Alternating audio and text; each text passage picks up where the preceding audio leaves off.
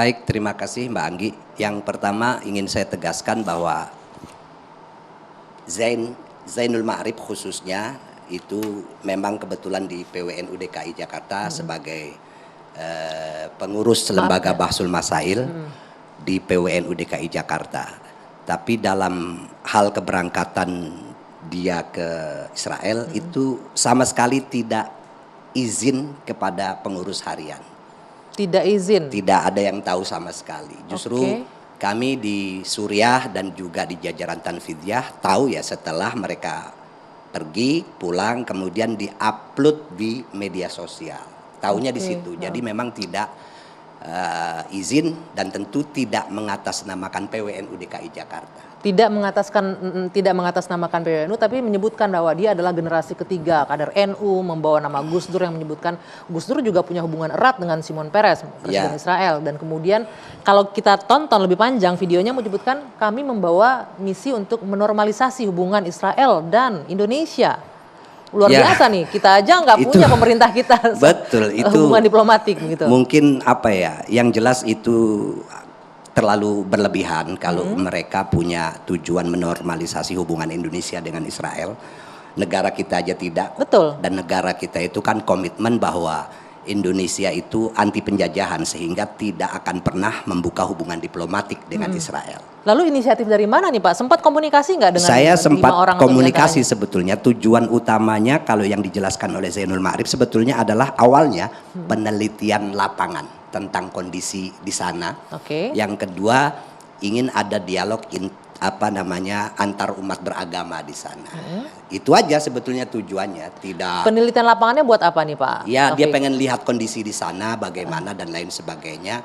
Terutama di wilayah-wilayah yang dia datangin gitu. Berangkatnya dibiayai oleh siapa? Bagaimana undangannya dari mana? Apakah dari pemerintahan Israel, saya tidak organisasi? bisa menjelaskan lebih detail karena nanti takut salah saya kalau soal berangkatnya. Tapi sempat komunikasi, sempat nanya. Sempat, karena tadi juga ada keputusan baru bahwa mereka itu sudah diberhentikan dari kepengurusan di PWNU DKI Jakarta. Oke, langsung diberhentikan. Ya, Tapi diberhentikan. melekat anggota Nahdien ya nggak bisa diberhentikan ya, kan? kalau Tetap sebagai aja labelnya. orang NU ya nggak bisa dipecat kecuali meninggal. Meninggal pun masih tetap diakui orang NU karena tetap ditahlilin, dibacain doa gitu loh ya. Nah, diberhentikan untuk kelima-limanya di pengurus masing-masing kan ada di bawah organisasi NU lagi kan, ini mereka masing-masing ada. Kalau yang selain Zainul Ma'arif saya nggak tahu karena yang di bawah PWNU itu cuma Zainul Ma'arif. Yang lain kan ada yang di Muslimat, ada di Fatayat NU Fatayat juga. Atau Muslimat ya. Fatayat ya kalau nggak salah. Fatayat NU Fatayat terus ada yang di Pagar Nusa kalau nggak salah. Jadi saya belum tahu kalau yang lain itu. Kalau ini saya ingin konfirmasi lagi Pak Taufik, karena yang beredar ini kan mereka dapat undangan ini dari iTrack. iTrack ini Israel Track, sebuah organisasi yang membiayai ini. Itu pihak NU tahu, PWNU masa nggak tahu ada kadernya berangkat situ? Nggak tahu sama sekali. Mereka diundang membawa nama NU. Ini kalau kita berpikir secara sederhana, bisa nggak sih orang awam datang ke negara lain ketemu presidennya? Kalau nggak perwakilan ofisial kan gitu. Betul. Kan? Artinya berarti membawa ofisial NU dong berangkat ke situ? Enggak. Tidak sama sekali. Tanpa sepengetahuan kepengurusan NU. Jadi mereka datang itu tidak atas nama lembaga NU, pribadi-pribadi aja. Dan mereka akui itu nama pribadi-pribadi. Contoh gini nih sederhananya Pak, misalnya teman-teman mahasiswa nih kalau ada undangan untuk short course di mana di universitas luar negeri pasti minta tanda tangan rekomendasi ya dari dosennya, dari lecturenya, dari rektor barangkali. Nah ini kan atas nama NU yang diundang, nggak ada minta tanda tangan surat apa segala macam? Tidak ada. Yang saya tahu tidak ada. Oke.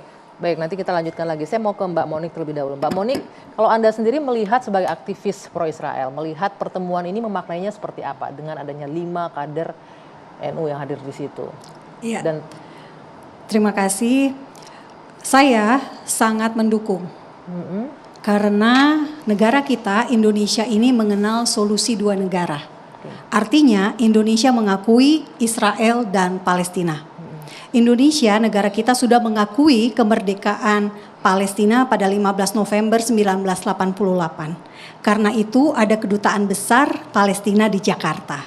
Kalau Palestinanya belum merdeka, maka kedutaan besar yang ada di Jakarta itu ilegal. Karena Indonesia mengakui dua negara, maka yang selama ini kita dengar di demonstran, jargon from the river to the sea, Palestine will be free, sebetulnya tidak sesuai dengan kebijakan negara kita. Karena negara kita mengakui solusi dua negara tadi. Tapi negara kita di pembukaan undang-undang juga menyebutkan kita tidak menyetujui penjajahan di atas dunia harus dihapuskan. Sementara yang dilakukan oleh Yasser Arafat Israel telah juga mendeklarasikan kemerdekaan tersebut pada 15 November 1988. Nah, kembali ke soal 5 anggota NU gitu ya, yang datang ke Israel bertemu dengan presiden. Ini adalah presiden Israel yang mempunyai 2 juta warga Israel yang beragama Islam dan adalah orang Arab Palestina. Jadi populasi Israel sebagai negara itu ada 10 juta warganya.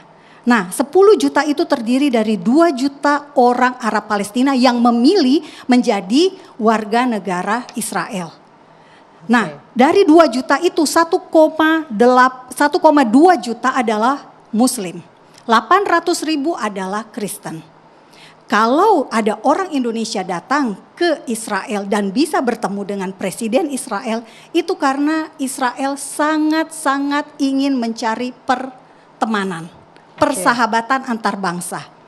Anda mahasiswa jika ingin datang bersilaturahmi dengan Presiden Israel, pasti pintu dibukakan. Karena Israel tidak mencari musuh, tapi Israel mencari teman. Ya, kalau untuk itu kita ya bisa ya, orang tidak mau cari musuh, tapi di tengah situasi ini, nah ini saya ingin nanyakan nih ke Mas Hussein juga, di tengah situasi yang terjadi di Palestina, di Gaza segala macam, dengan pertemuan ini dengan konteks ingin mencari teman oleh Israel, bagaimana melihatnya? Tapi nanti kita jawab ya Mas ya, kita jeda dulu sejenak. Dua sisi kembali ke sana.